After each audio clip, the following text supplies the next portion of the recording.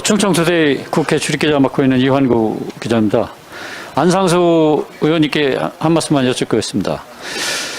지금 그 허경영 총재님의 그 3.3 정책이라든가 그 국민 여러 가지 그 정책을 그 많이 내고 계신데, 이재명 그 민주당 경기지사 민주당 후보의 그 일종의 기본소득 정책, 이거 비교했을 때 오랜 정치 경력이 있는 우리 안 의원님께서는 두 정책에 대해서 어떻게 생각하시는지 한 말씀 여쭙겠습니다.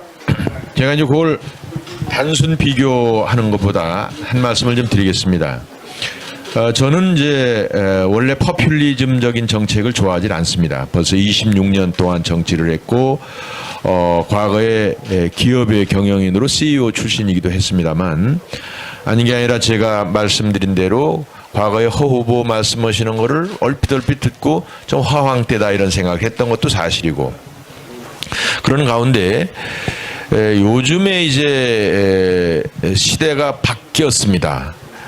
걱정스러운 것은 지금 코로나로 인해서, 또 문재인 정권의 경제정책 실패로 인해서 두 가지 요인이 상승작용을 해가지고 우리 서민들이 대단히 어려움을 겪고 있습니다. 특히 소상공인들, 우리 자영업자들, 이런 분들이 우리 경제의 주축을 차지하고 있는데, 이분들 또 그리고 중소기업 하는 분들이 우리나라의 그 많은 고용과 경제 활동에 그야말로 책임 있는 분들인데, 지금 이분들이 거의 다 문을 닫게 됐어요. 그래서 이분들을 그야말로 같이 우리 함께 국민들과 함께 우리 국민들로서 최소한의 인간적인 어떤 삶을 살게 하는 것은 필요한데, 이것을 어떻게 해야 될 것이냐에 대해서 고민을 하던 중에 많은 분들이 사실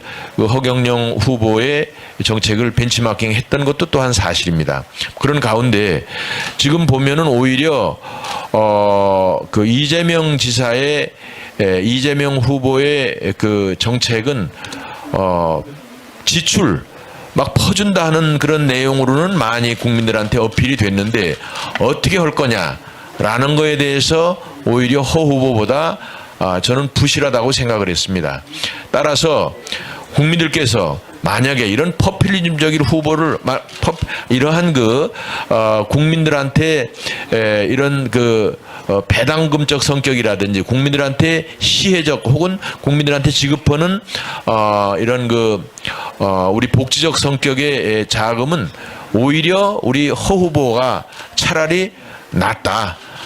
저희 우리 국민의힘이나 저 같은 경우에는 일단 이런 보편적 복지보다는 나름대로 그 자립이 가능한 분들한테는 자립을 하게 지원을 하고, 그것이 모자라는 분들한테 어떤 그 보충적으로 예산을 지급하는 그런 방식이죠. 저 같은 경우는 이제 부의소득세라고 그래서 어느 정도까지의 소득이 있는 분들한테는 지급을 않고 그 소득이 떨어지는 분들한테만 지급하게 돼 있는데, 사실 그 이재명 후보의 기본소득이라는 건 그냥 아무나 우리 국민 전체에다가 뭐 연간 50만 원이다 100만 원이다 이런 뭐 별로 쓸모도 없이 어떻게 보면 꼭 필요한 분들한테 가지 않는 그런 것 때문에 제가 반대를 하고 있는 상황인데, 우리 허 후보의 공약이랄까, 허 후보의 정책이 상당히 오히려 현실성이 이 시점에서 더 주장을 하면은 그 국민적인 공감대가 있을 것 같다는 생각으로 오늘 이 자리에 온 것입니다. 말하자면 허 후보의 공약이 우리 당하고는 어느 정도 상대성을 가지는데, 이재명보다는 훨씬 좋은 그런 공약이다. 그렇게 정리해서 말씀을 드릴 수 있겠습니다. 감사합니다. 감사합니다. 허경영 후보에 대한 거 질문하실 분. 예, 반갑습니다. 저희 대한일보의 권병창. 예. 우리 허 후보님께 여쭤보려고 하는데요. 그 대선이나 이렇게 이제 도전을 하실 때 보면은 국민 배당금에 대해서 많이 설득력을 갖고 또 어떤 트레이드 마크가 되어 있는데, 그 과거와 지금 현재 특히 또 하나는 그 이색적인 게 박정희 사상연구소하고 좀 이렇게 많이 어필을 하시더라고요. 그 새로운 전략이나 구상은 좀 어떤 건지 좀 여쭤보겠습니다. 그러니까 내가 이제 삼성에 이병철 회장의 양아들로 있을 때 반도체 아이디어를 내가 냈죠. 뭐 이래서 이제 그 반도체가 우리 경제를 약간 이끌어 갔다고 봐야죠. 또 이제 이 회장이 박 대통령을 소개시켜서 새마을운동, 자조건면 협동, 또 뭐 오늘 한국 정치에도 내 공약이 30년 전에 내놓은 3.3 정책이 결혼하면 1억 주자. 그 당시 애 낳으면 3천만 원 주자 했는데 저런 돈을 어떻게 주냐, 사기꾼이다. 이렇게 내가 이제 사기꾼 누명을 썼는데 그 30년 사이에 초등학교가 3,600개가 없어졌어요. 3,600개 초등학교에다가 곱하기 1,000명씩을 곱하면 우리나라 인구가 어린애들이 얼마나 없어졌는지 국민들이 놀랄 겁니다. 이렇게 될 것을 미리 30년 전에 출산 정책을 결혼하면 1억, 애 낳으면 30만 원 과감하게 제시하니까 그 당시 내 참모들이 대통령 나가시면서 그게 무슨 말입니까? 10만 원 주면 딱 맞는데 1억이 뭡니까? 1억이. 두고 봐라. 언젠가 이 1억이 우리 국민들의 결혼 문제를 해결할 수 있다. 근데 실제 그때 1억을 줬으면 너도 나도 결혼합니다. 그래서 우리 인구가 그대로 유지됐을 거예요. 근데 지금 우리는 일본이 인구가 1.75%가 딱 되니까 일본 정부가 인구 담당하는 장관을 임명했어요. 나라의 위기다. 2%는 돼야 되는데 두 사람이 결혼해서 두 사람을 안 낳고 1.75%를 낳으니 일본 인구가 줄어들어가고 있다. 이래 국가가 비상을 걸어가지고 인구 늘리는 장관을 임명했습니다. 그리고 거기에 대응한 결과 일본 인구는 줄어들지 않고 있어요. 근데 우리는 뭡니까? 30년 전에 주장하는 나를 사기꾼이다, 미쳤다 이러더니 이제 와서 뭐 남녀 성비례를 동등하게 만든다고 성인지 예산은 32조, 출산 장려금으로 45조를 금년에 책정했어요. 이런 나라는 출산 예산이 한 사람당 1억 6천만 원 들어가는데 그러면 그거를 논아주면 될 텐데 그나마 그거 주지 않습니다. 전부 예산 전용이에요. 그러니까 세계에서 출산 예산을 제일 많이 쓰는데 아이는 안 낳는 나라, 제일 적게 낳는 나라, 이런 정부 예산 집행에 문제가 있다는 거예요. 여기 우리 존경하는 안상수 대통령 후보님 말씀대로 그 세계적인 인천대교를 건설하시면서 국가 돈 안 쓰고 민자로 유치해가지고 그 30년 만에 그 우리가 내는 차비 내는 걸로 통갑이 내는 걸로 그 다리 다 나중에 시에다가 기부하는 거예요. 어마어마한 돈을 인천시 대한민국에 벌어주신 분이에요. 말하자면 그걸 민자로 안 하고 국가 돈으로 했다면 그 엄두나 나겠습니까? 누가 그런 예산 주겠습니까? 안 주죠.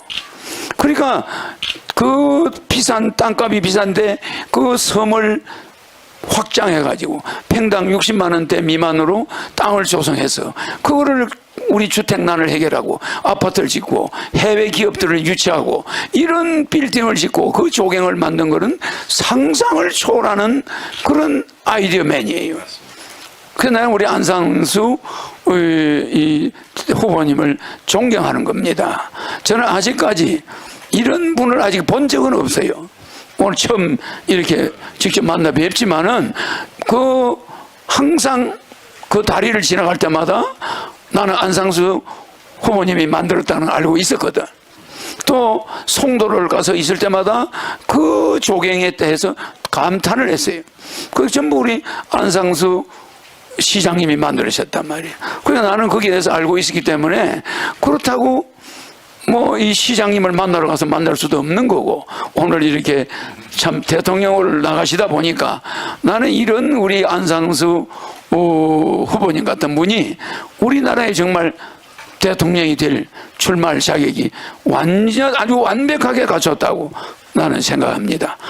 그래서 저는 이와 같은 저의 정책은 시대적으로 욕을 먹었지만 반드시 지금 우리 국민이 이 정책을 여러분에게 필요한 정책이다. 그래서 저는 만약에 대통령이 된다면 2개월 이내에 헌법 76조 1항에 대통령 긴급재정 명령권을 가지고 국회 동의 없이도 여러분한테 1억씩을 2달 안에 전부 지급을 완료하겠다는 거예요.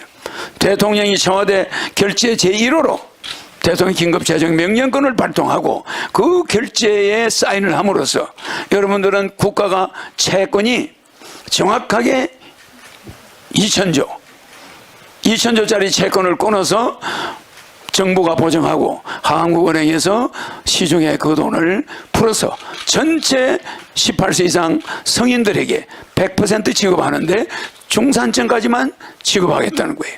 1차 상류층은 그 다음 지급하게 되는데 2달 안에 중산층까지 지급을 완료하겠다는 겁니다. 그리고 나서 긴급재정명령권 76조 2항을 긴급명령권을 가지고 국민들한테 매월 150만 원씩 국민 배당금을 줘야 되는데 국회에서 통과가 안 됩니다. 5년도 더 걸립니다. 아마 10년 가도 안 될 거예요. 그러니까 저는 국회의원이 없으니까 바로 그 역시 긴급재정 명령권으로 일단 경제계엄령입니다. 경제계엄령이 발동됩니다. 국민투표를 해요. 국민들이 하자. 1억 받았으니까 150만 원 그것도 매달 준다니까 그것도 받겠다. 이렇게 여론조사에서 90% 이상 찬성이 나오면 국민투표할 필요가 없어요. 그래서 국회에 통과하지 아니하고 국민투표로서 여론조사로서 투표비를 전략하겠다. 1조 원 정도 들어가는 투표비를 전략하는 게 어떠냐. 국민들이 동의하면 그대로 여론조사에서 바로 국민배당금을 통과시키겠다는 거예요. 그래서 입법부가 잠시 기능이 정지되는 그런 사태가 오게 됩니다. 긴급 재정 명령권이 비상계엄 비슷하게 되는 거죠.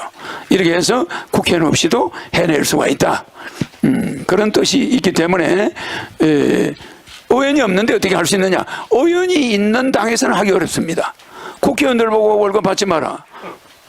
보좌관 뭐 없애라. 국회의원들 보고 100명으로 줄이자. 누가 그걸 해주겠어요.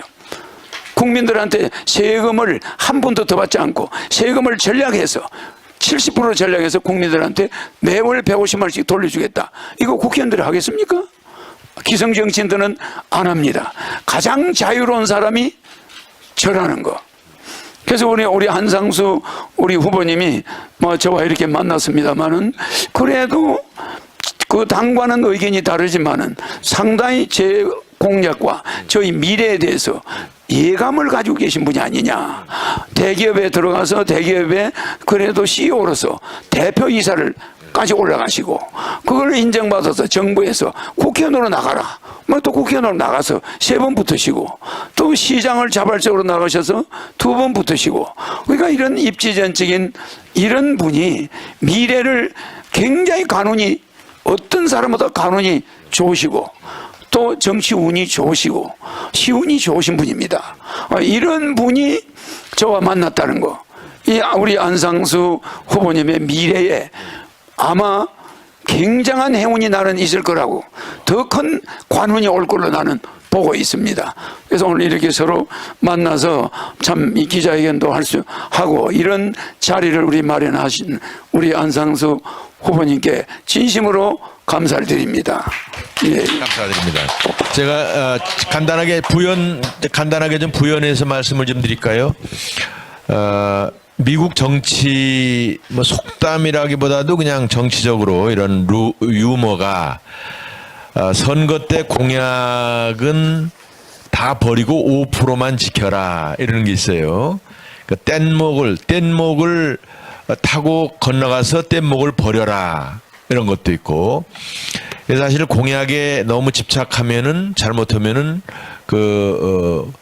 임기 중에 정치를 잘 못할 수도 있다라는 것을 암시하고 그렇습니다만, 잘못하면은 이것이 어떤 때는 나쁜 공약은 지키려고 애를 쓰고 좋은 공약은 잊어버리고 버리는 수가 있어요. 지금 우리 허 후보님 정견이나 공약이나 이런 거에 제가 다 공감하는 것은 아닙니다. 그러나 몇몇 가지는 지금 이 시대에 반드시 필요한 거예요. 몇몇 가지는. 그런데 그것을 정말 10년 혹은 30년 전에 예견했다는 것은 대단한 통찰력인데, 그야말로 지금의 우리 인구가 세계적으로 출산율이 제일 낮지 않습니까? 0.84. 그리고 인구 순감이 되고 있어요.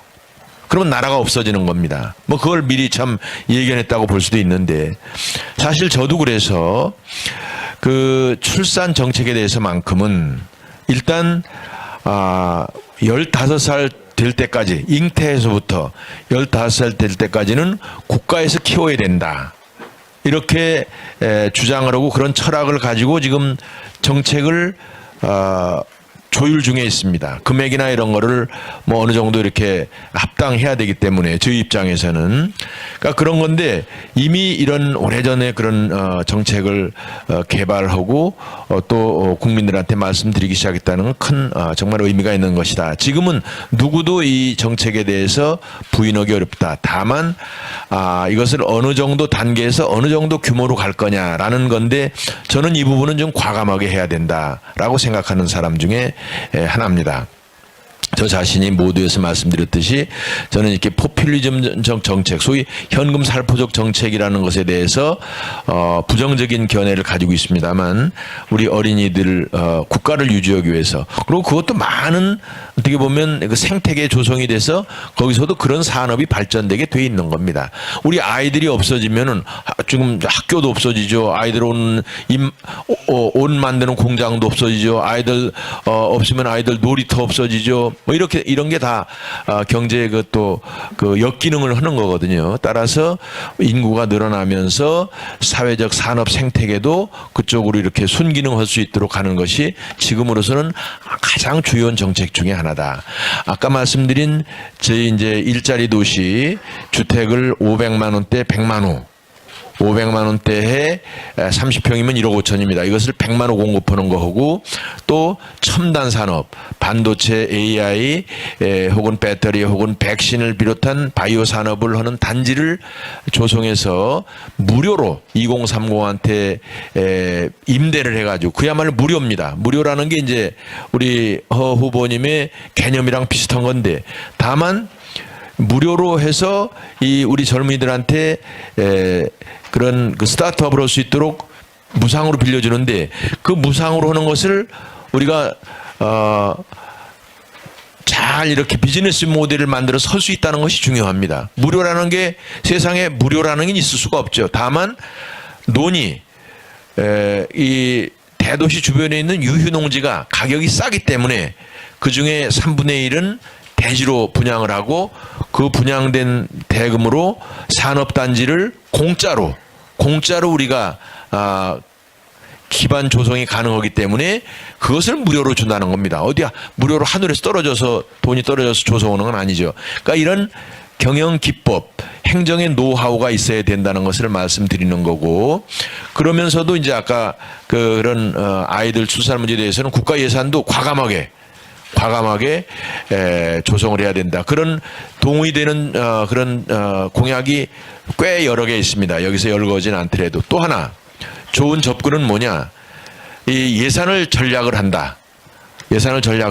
그래서 이게 이제 소위 행정용어로는 전달 체계를 간략화하는 겁니다. 근데 지금 이거를 이제 우리 허 후보님은 그냥 막말로 무식하게 그냥 도둑놈들이 70%라고 그러는데, 중간에 많이 띄어먹는 거예요.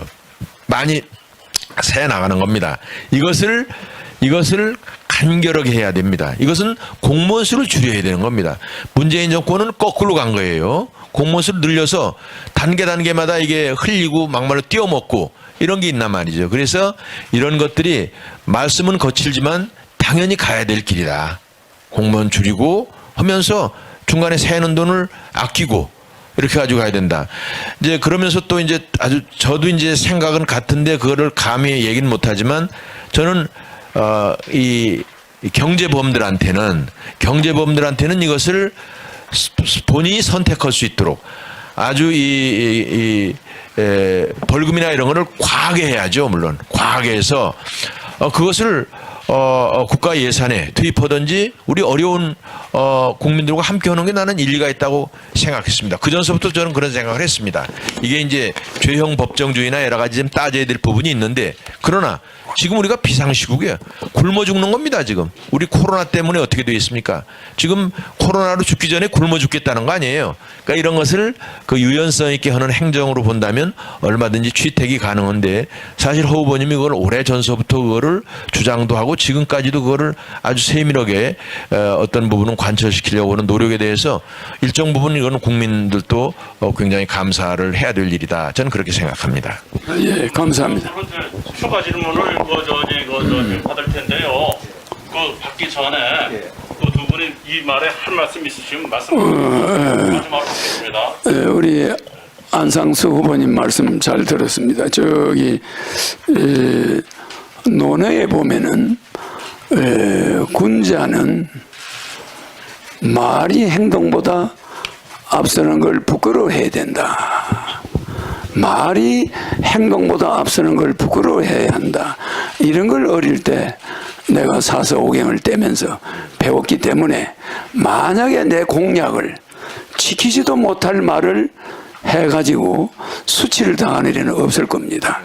그래서 제가 이 앞전에 말한 이 결혼하면 3억, 아기 나면 5천만 원, 대통령 취임 2개월 안에 1억, 그리고 매월 18세 이상에게 150만 원씩 평생 지급, 요 네 가지 목숨을 걸고 대통령이 되면은 지킬 수가 있습니다. 그래서 제가 그런 논어를 몰라서 하는 건 아니고 이렇게 말을 앞세우는 공약이지만 이것은 우리 국민이 지금 필요로 한 것이다. 저는 이렇게 생각하고 제 공약은 정세를 하는 것이 아니고 있는 세금을 줄이고 우리 안상수 의원님의 후보님이 말씀하셨듯이 이 국가 예산이 공무원 수도 많이 그렇지 공무원 수를 줄이지 않더라도 얼마든지 예산을 줄일 수가 있다고 생각합니다. 이렇게 해서 100% 저는 지켜야 그 군자 소인배 소리를 안 듣고 역사에 오점을 남기지 않게 됩니다. 그래서 지금 숨가쁘게 요새 인천대교 우리 안상수 시장이 만든 그 인천대교 위에 그 자살하는 사람이 줄을 섰다고 그래요. 그래 한 사람이 뛰어내리면 그 다음 사람이 다음 뛰어내리고 이렇게 젊은이들이 그렇게 줄을 서서 릴레이로 자살을 하는 사람들이 나온다고 해서 거기를 지키고 있습니다. 지금 그 정도로 생활이 어려운데 공약만 이렇게 이야기해놓고 안 지키면은 나중에 국민들이 가만히 있지 않습니다. 반드시 지킬 것이고 또 오늘 이렇게 저의 정책을 알아보시고 또 이렇게 오시게 된 우리 안상수 후보님에게 앞으로 행운이 있기를 저는 간절히 바랍니다. 아유, 감사합니다. 감사합니다. 한 가지 시간 갖겠습니다. 마지막으로.